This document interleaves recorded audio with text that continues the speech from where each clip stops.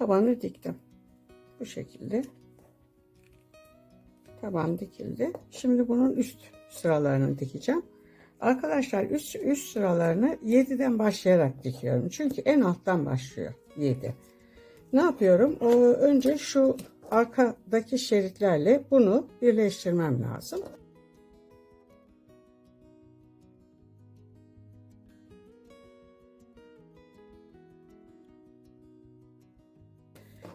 Son taktığım şunun katını açıyorum. Aynen şurada yaptığım gibi arkadaşlar şu şekilde tutuyorum ve bunun içinden tam şöyle ortadan geçiriyorum. Şunu birini bu tarafa yatırdım ve bunu ben şuraya yerleştiriyorum arkadaşlar.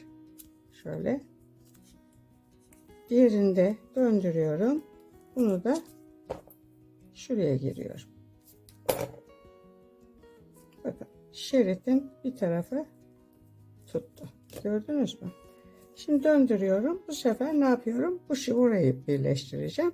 Şuradaki bakın 7 yazısı, bunu birleştirdiğim anda kaybolacak arkadaşlar. Hani silmeye uğraşmayın. Şimdi şu son takılanın katını açıyorum. Bu taraftan ortadan bu şekilde içeriye geçirdim ve çekiyorum. Şimdi arkadaşlar bunun birini bu tarafa yatırıyorum, diğerini bu tarafa yatırıyorum. Bakın gördüğünüz gibi yatırdığım anda bunu buraya, şu 7'yi alta saklamış oluyoruz. Yani onun için numara verin ve bir de dikerken her kat geldiğinde arkadaşlar bunları birleştirmeye çalışın. Çünkü numaraları karıştırırsınız, zor olur. Her kat geldiğinde birleştirme yapın. Bunu da şuraya. Şöyle. Evet. Bakın. 7. sırayı da bu şekilde arkadaşlar birleştirmiş oldum. Şimdi bakın buraya birleştirmeye gelince şu şekilde tutuyorum arkadaşlar. Şu üçgenim, şu sivriler aşağıda kalacak şekilde. Şöyle tutuyorum ve tam şuradaki çatalın içine bu çatalı yerleştiriyorum arkadaşlar. Şu şekilde. İp burada, ipi buradan şöyle yukarıya geçiriyorum. Ve bunun dikme şekli bu. Böyle dikerseniz hani yamulma derdi olmaz. Şöyle. Bunu da buradan şöyle alıyoruz. Buraya bir daha çıkayım. Bu şekilde. Şöyle. Buraya geliyorum. Şunun içinden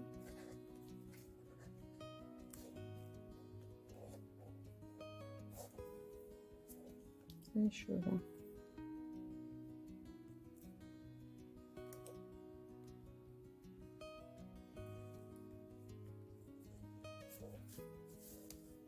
evet, bakın köşeyi tutturdum.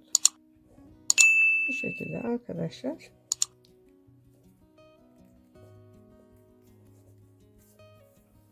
sırayı böyle komple dikeceğiz.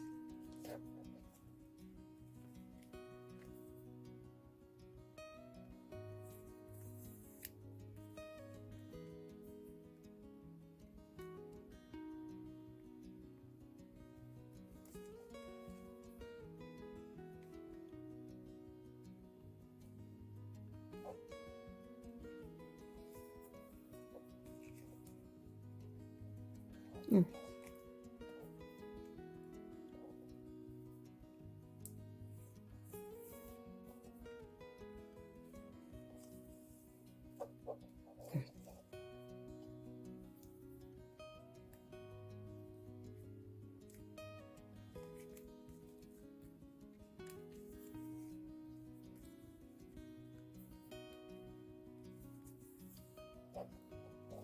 Bu şekilde arkadaşlar bakın buraya geldiğimiz zaman burası da tam köşeye denk geliyor.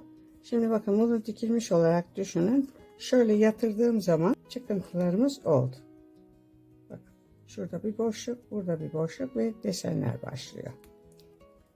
Evet, bütün bu 6 katı da bunun üstüne bu şekilde yerleştireceğim. Arkadaşlar gördüğünüz gibi çantayı bitirdim. Özellikle şunu belirteyim. Bakın şurada ızgaranın o kirli desenleri gözüktü. Bunun gözükmesinin sebebi arkadaşlar, hani şu resmin şu renkli kısmından sonra ben 1,5 santim şu mesafede bir yer bırakmıştım ya. Bunu 1,5 santim olarak değil de arkadaşlar 2,5 santim olarak bırakın ki o zaman şu kirli kenarlar tamamen dışarıda kalsın. Kaldırıp atalım ve beyaz kısımlar gözüksün. Bunu ben mesela şu beyaz kısmını yapmayayım. Şuralardan böyle baklava dilimi şeklinde bitsin istedim ama o durumda da şu büyük kızın arkadaşlar kulağa geçecekti. Onun için ben bunu bu şekilde dikdörtgen şeklinde yapmak zorunda kaldım. Ve aklınızda olsun şu mesafe arkadaşlar şu düz çizgiden itibaren şu kenar kısmında siz 2,5 santimlik bir mesafe bıraktıktan sonra A4 kağıdınızı kesin.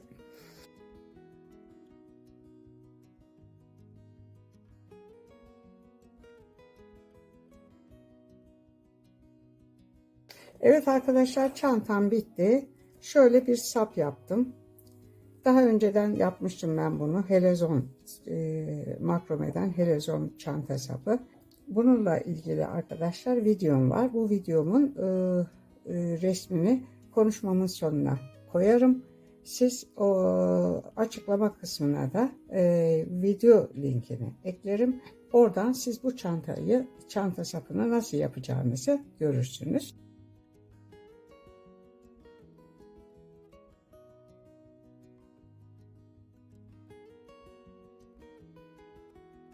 Bu şekilde arkadaşlar bir katlama kağıdı ile birlikte zımbayla buraya tutturdum. Kapatmak için herhangi bir kilit yapmadım. Şöyle bir şey uydurdum kendi kafama göre. Dediğim gibi arkadaşlar hasta olduğum için fazla sokaklarda gezemiyorum. Elimdeki imkanlarla bir şeyler üretmeye çalışıyorum.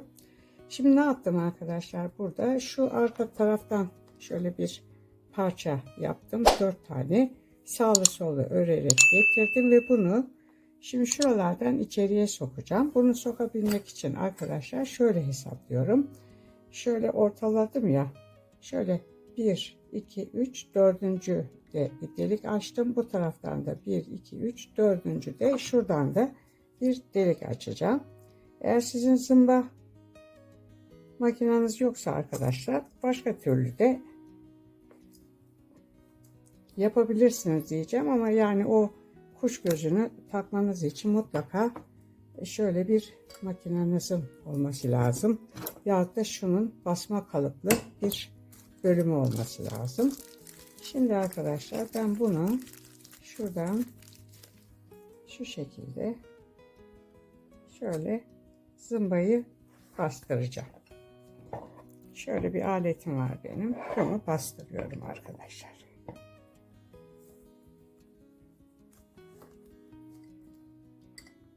Şöyle. Size bunu göstermeme imkan yok gerçi de.